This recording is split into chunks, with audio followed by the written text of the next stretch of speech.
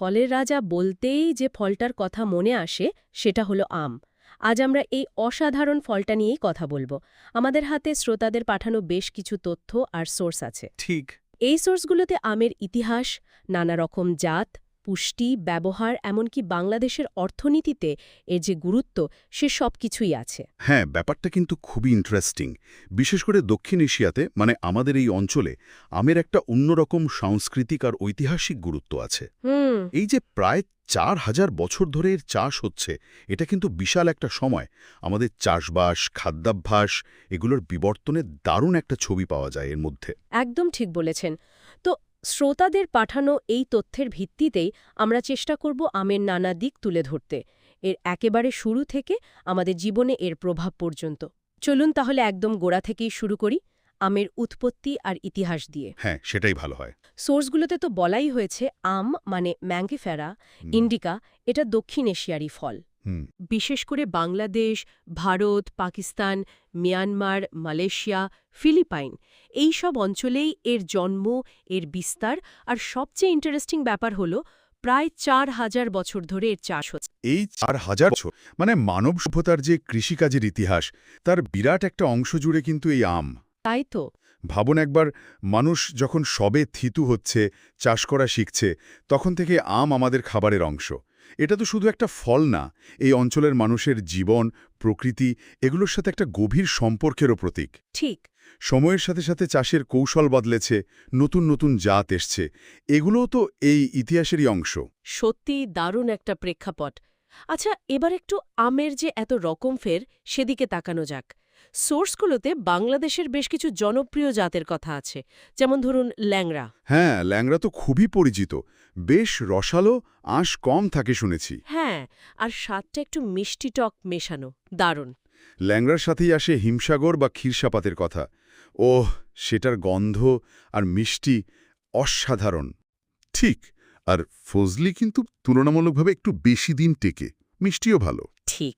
আর গোপালভোগ, ওটা তো একদম মৌসুমের শুরুতে আসে। হ্যাঁ, গোপালভোগের স্বাদটাও কিন্তু একদম অন্যরকম, তাই না? একেবারে শুরুর দিকের আম। ঠিক তাই। আবার ধরুন আম্রপালি, ছোট ছোট দেখতে, কিন্তু রসে একদম ভরপুর আর বেশ মিষ্টি। হ্যাঁ। আর একদম শেষে আসে আশ্বিনা, সেটার স্বাদ আবার একটু অন্যরকম, একটু টক মিষ্টি।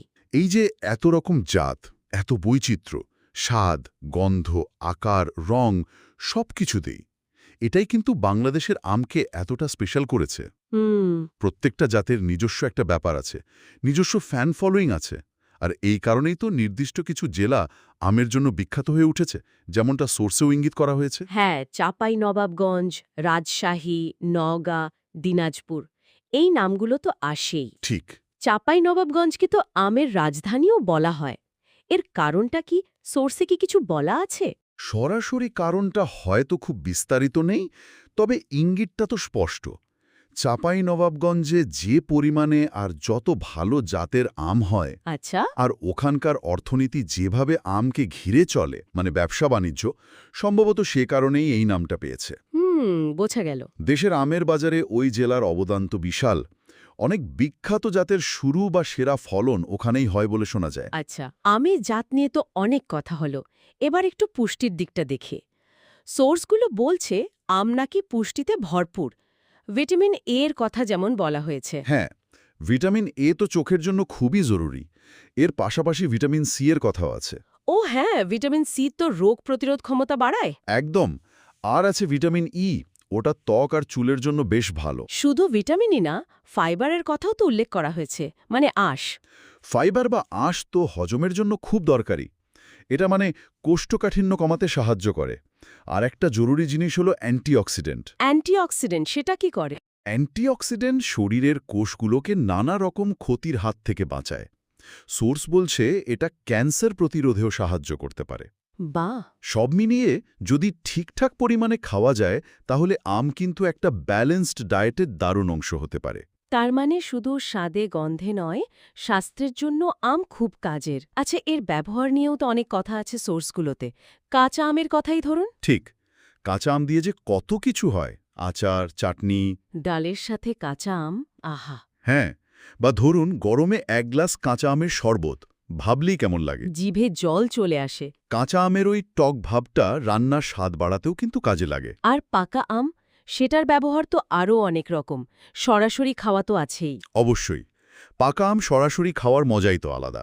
তবে এর বাইরেও juice, milkshake, lassi, ice cream, pudding, custard কত কি যে হয়। ঠিক, এর মিষ্টি স্বাদ, সুন্দর রং, খাবারগুলো দেখতেও সুন্দর লাগে। একদম। সোর্সগুলোতে আমসত্ত্বর কথাও আছে, মানে আম শুকিয়ে যেটা বানায়। আমসত্ত্ব তো খুবই পরিচিত একটা জিনিস। পাকা আমের রস রোদে শুকিয়ে তৈরি হয়। এছাড়া আমচুর আছে, শুকনো আমের গুঁড়ো। ও হ্যাঁ, আমচুর তো রান্নায় ব্যবহার হয়। ঠিক। আবার জ্যাম, জেলি এভাবেও তো আম সংরক্ষণ করা যায়, সারা বছর স্বাদ নেওয়া যায়। তার মানে ব্যবহারটা খুবই বহুমুখী। হ্যাঁ, এই যে কাঁচা, পাকা বা সংরক্ষিত অবস্থায় এত রকম ব্যবহার, এর কারণ হল আমের ওই অনন্য স্বাদ, গন্ধ আর টেক্সচার। এটা নানা ধরনের খাবারের সাথে খুব সহজে মিশে যায়। ব্যবহারের পর এবার একটু অর্থনৈতিক দিকটা দেখি। সোর্সগুলো বলছে আম নাকি বাংলাদেশের একটা প্রধান রপ্তানি পণ্য। হ্যাঁ, এটা সত্যি। বাংলাদেশের কিছু ভালো জাতের আম বিদেশেও কিন্তু বেশ জনপ্রিয়। এটা আমাদের ফরেন কারেন্সি অর্জনে সাহায্য করে।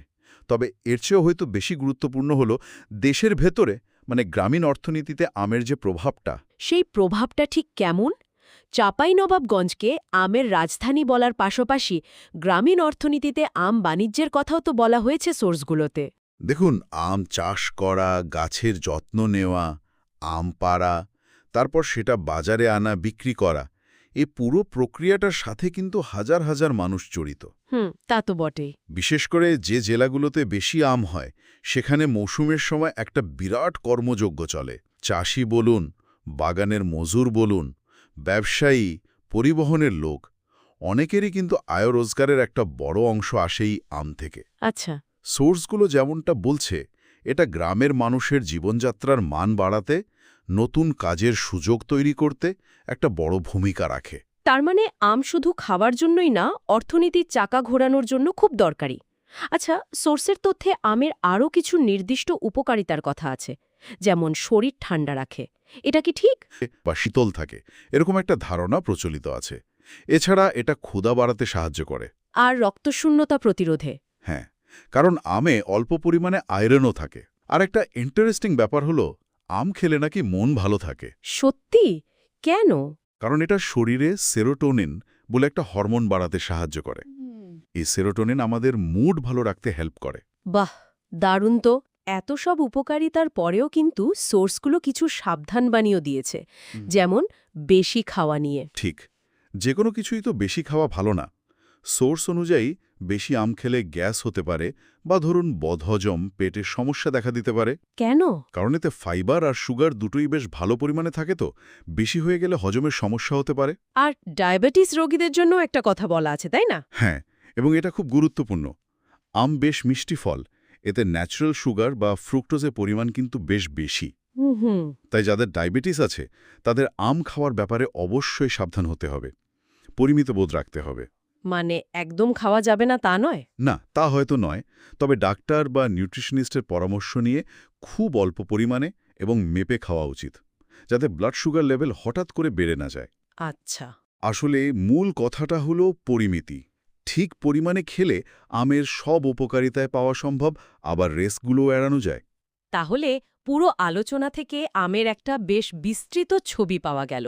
মানে শ্রোতাদের পাঠানো তথ্যের ভিত্তিতে আমরা এর প্রাচীন ইতিহাস দেখলাম, বাংলাদেশে এর দারুণ সব জাতের কথা জানলাম, পুষ্টিগুণ নিয়ে কথা বললাম।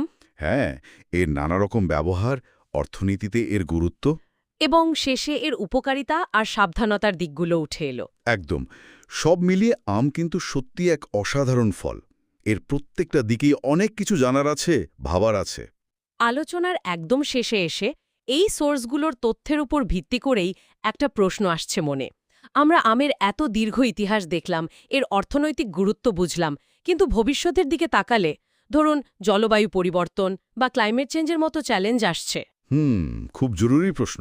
এগুলো আমের চাষে কী রকম প্রভাব ফেলতে পারে, এই দিকটা নিয়েও কি আমাদের ভাবা উচিত না? অবশ্যই ভাবা উচিত। এটা খুবই প্রাসঙ্গিক একটা চিন্তা। জলবায়ুর পরিবর্তনের ফলে বৃষ্টি, তাপমাত্রা, এগুলোর প্যাটার্ন তো বদলাচ্ছে। ঠিক। এটার সরাসরি প্রভাব কিন্তু আমের ফলনের ওপর পড়তে পারে।